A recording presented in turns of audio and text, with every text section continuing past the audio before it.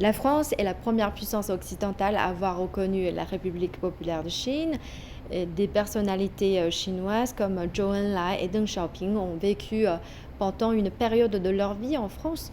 On peut trouver beaucoup de liens entre ces deux pays. Comment envisagez-vous l'avenir des relations sino-françaises? Alors, ça, c'est une question qu'il faudrait poser au prochain président de la République française. Mais en ce qui me concerne, j'ai été enchanté, par exemple, par la visite du président Macron et on a vu qu'il y avait une véritable cordialité, une certaine intimité que d'autres présidents n'ont pas la chance d'avoir avec le président chinois Xi Jinping. Donc ça m'a beaucoup rassuré et beaucoup touché, car il est vrai, et vous l'avez rappelé, et je crois que c'est très important de le souligner, la France et la Chine ont toujours entretenu des liens très spéciaux, et cela dès la cour du roi Soleil, hein, avec Louis XIV, déjà entretenait des liens très particuliers avec la Chine. Le général de Gaulle lui-même avait décidé de saisir la balle au bond, et il a tout de suite souhaité se démarquer par rapport aux autres pays, et je crois que c'est une très bonne chose ce qu'il a fait. Et c'est vrai que ça a renforcé les liens entre la France et la Chine.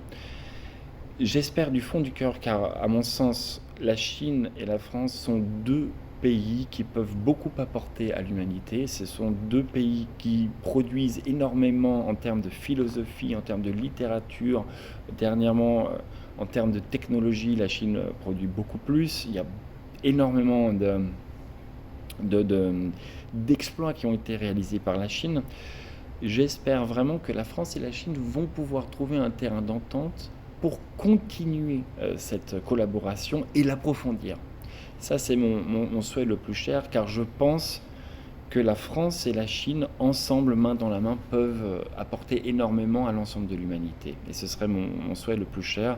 Et pourquoi pas, à ma petite mesure, moi-même, essayer de contribuer à continuellement améliorer les relations franco-chinoises en jouant le rôle de passeur de culture. Moi qui ai vécu tellement d'années en Chine, je pense que c'est un rôle qui me va comme un gant.